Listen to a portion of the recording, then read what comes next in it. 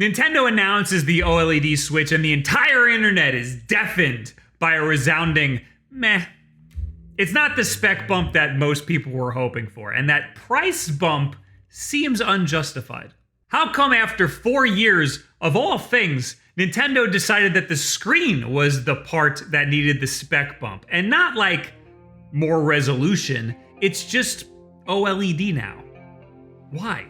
Is OLED really worth an extra $50 or even an extra $350 if you already own a Switch? This is something I wanted to figure out for myself, and after looking into it, it turns out maybe?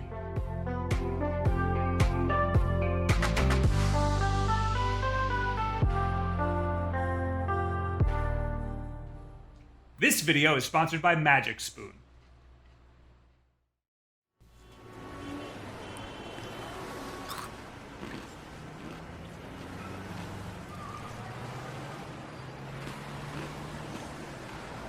Hey everybody, look at that loser eating kids cereal. What a loser. Loser. Oh, yeah. I keep looking for healthy snacks for myself because I'm old and I can't keep eating crap. But Magic Spoon has 0 grams of sugar, 14 grams of protein, and only 4 net grams of carbs in each serving. It's also only 140 calories. It's keto-friendly, gluten-free, grain-free, soy-free, and low-carb, but it still tastes awesome. They have a lot of flavors like peanut butter, cocoa, cinnamon, frosted, blueberry, and my personal favorite, fruity. And they're bringing back 2 fan-favorite flavors, cookies and cream and maple waffle. Even though it's healthy for you, it still tastes really good, so you won't even notice that you're doing your body a favor. Wow, look at that hot man eating adult cereal.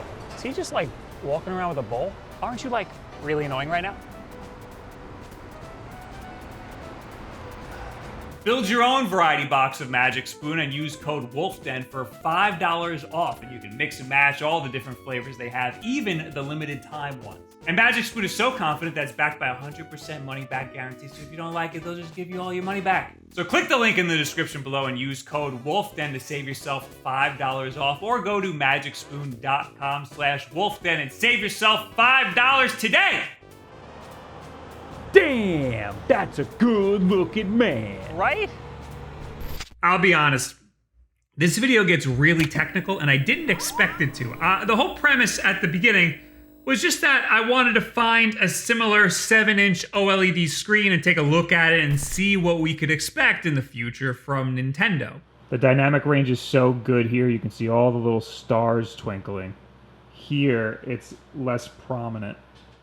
But I ended up getting into the weeds about OLED and all of the problems that could be associated with OLED and why it's so hot in tech right now and it's hard to come by. So put on your education pants because it's time to get learnt on.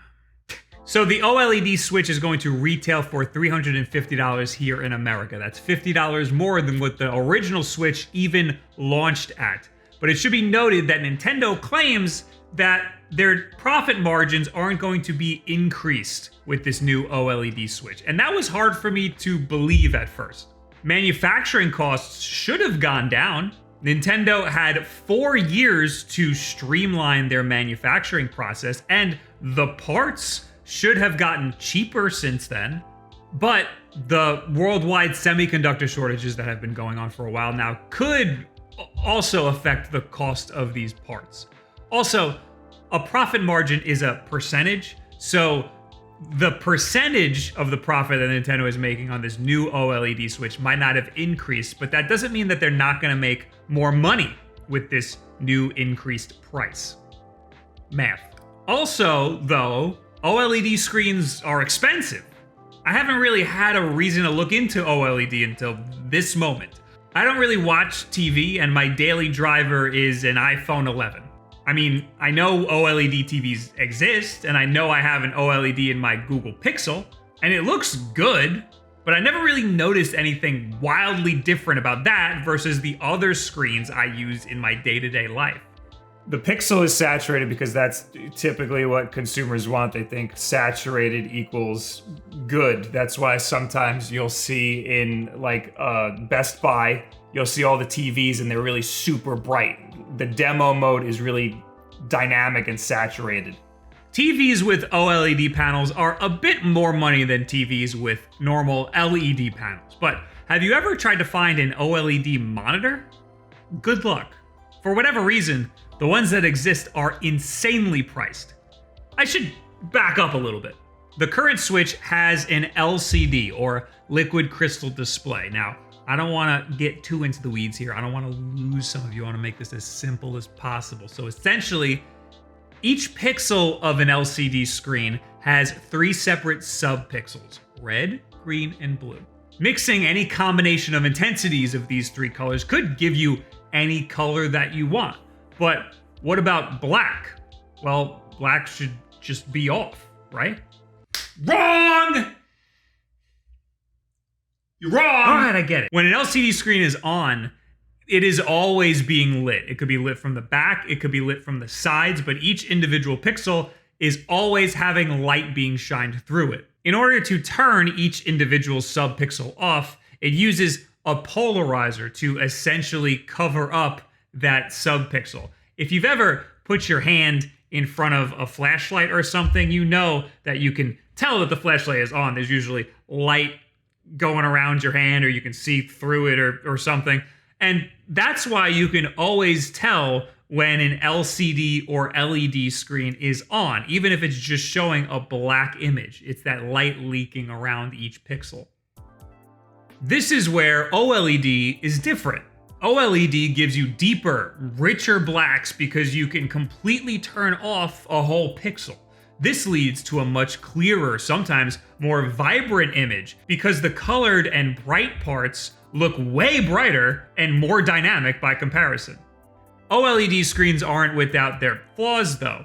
Because there's no bright light being shined through the entirety of the screen, typically OLED screens aren't as bright as LCD or LED screens, which could be a problem if you're trying to view your screen outside in the bright sunlight. However, I don't think this is going to be that big of an issue with the Nintendo Switch that's coming out.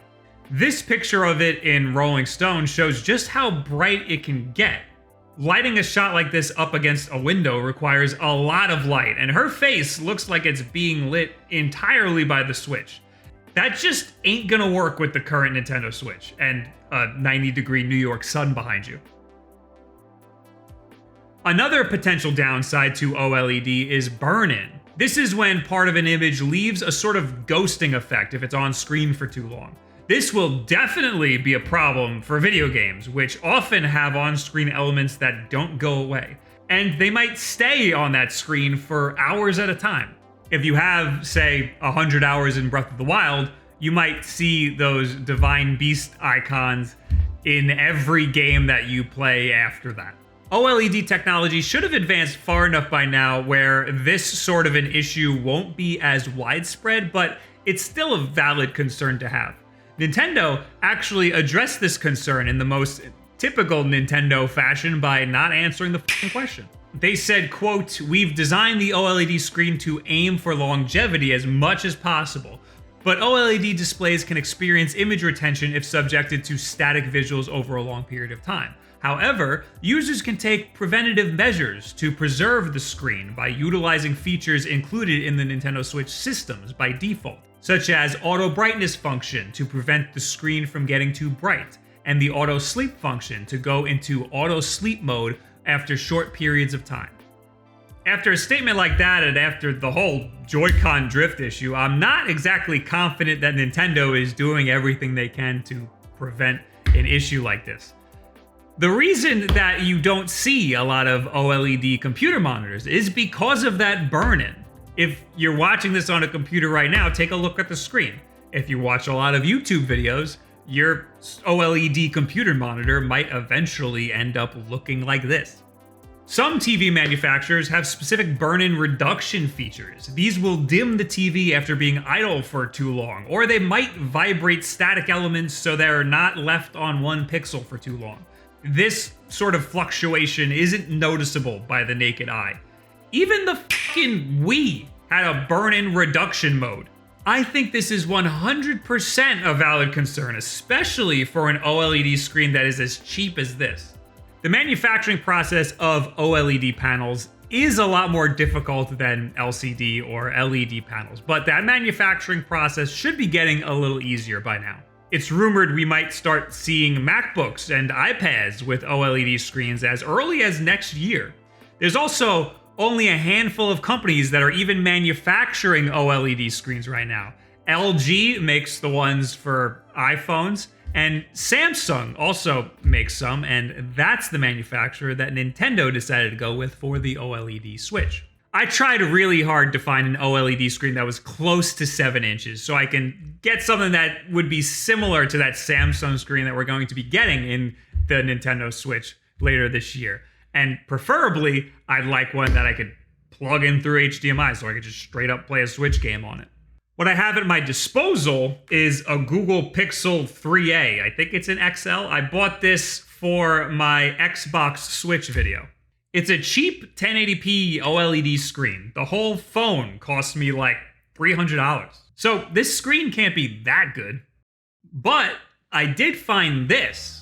It's a reference monitor by Small HD. It's 7 inches and OLED. It's made for like cinema cameras and production work. It's 1080p, so it's a little higher res than the Switch will be, but it once retailed at $1,699. You can currently find it on eBay for $1,300. Or you can just rent it from Adorama for a day for $80, like I did. Adorama, frequent sponsor of this channel. We like them.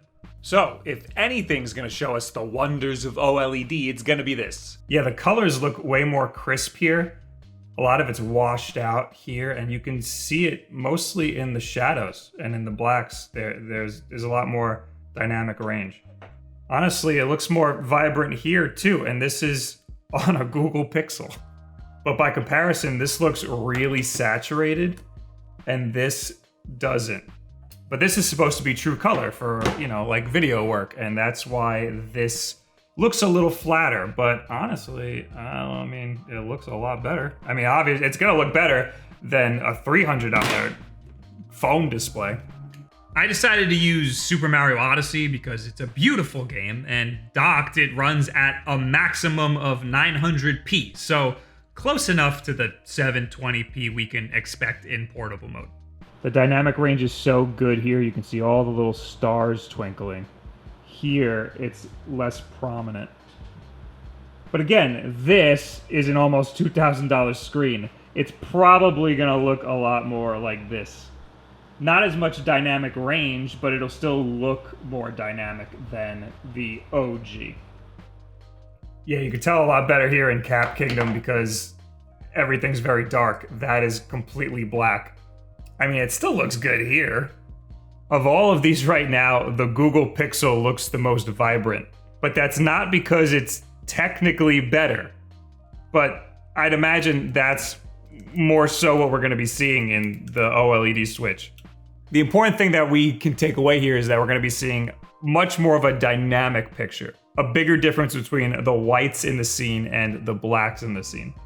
Keep in mind that the Switch's OLED screen will probably be somewhere in between the Google Pixel and the Small HD in terms of quality. Probably a lot closer to the Google Pixel. I don't think Nintendo's going to be shoving a $1,000 panel in there. I know console manufacturers usually sell consoles at a loss, but that would be a little ridiculous. Of all of the things to jump out at me here, honestly, the screen size was kind of the biggest deal. Could I have made this a lot easier for myself and just plugged my Nintendo Switch into an OLED TV? Absolutely. But that's not going to give me any idea what this thing will look like on a small 7-inch OLED screen. Not one running Mario Odyssey, anyway. The PlayStation Vita OLED, sure, it looks good, but it's only 544p, and that's just not going to fly in 2021. I see a lot of people saying that OLED really is a worthy upgrade. And for $50, sure, yeah, I would say so. You get a lot more of a dynamic image. You get a slightly bigger screen, which is probably the most important part. You get an Ethernet port in the dock. You get a lot of good stuff. But for $350, if you're trying to upgrade the Switch that you currently have, I don't think so at all. I mean, I'm gonna do it because I have to make a video on it. Of course, I didn't try the actual OLED Switch, so things could change when that finally comes out and I get my grubby hands on it. But I did try a $1,700 OLED screen and it didn't knock my socks clean off. So it's not looking too good. I think after doing all of these wacky comparisons that we did here today, we can honestly say that this really is just that marginal upgrade that we've speculated. So what do you guys think about this new OLED Switch that's coming out later this year? Is this something that you were interested in? Did you change your mind after seeing this video? Are you more interested in it now? Maybe. Leave it in the comments below. At me on Twitter and any and all of this other social media garbage. Also, thank you to Magic Spoon for sponsoring this video. Don't forget to check them out if you're interested. Of course, we got new videos here all the time, at least once a week. We've also got live streams over on twitch.tv/WulffDen. Sometimes I work on videos over there. Sometimes we play games together and stuff. And if for whatever reason, if you don't want to go to Twitch, we also got youtube.com/WulffDen clips where you can see all of that stuff broken out onto YouTube, and WulffDen podcast if you want some long form content from me. But of course, the most important thing that you can do is just subscribe to this channel right here. Thank you very much. And share this video with a friend who's maybe on the fence about getting the OLED Switch, or maybe they're just on the fence about getting a Switch in general. Maybe this can help them out. Thank you guys very much. Have yourself a good week.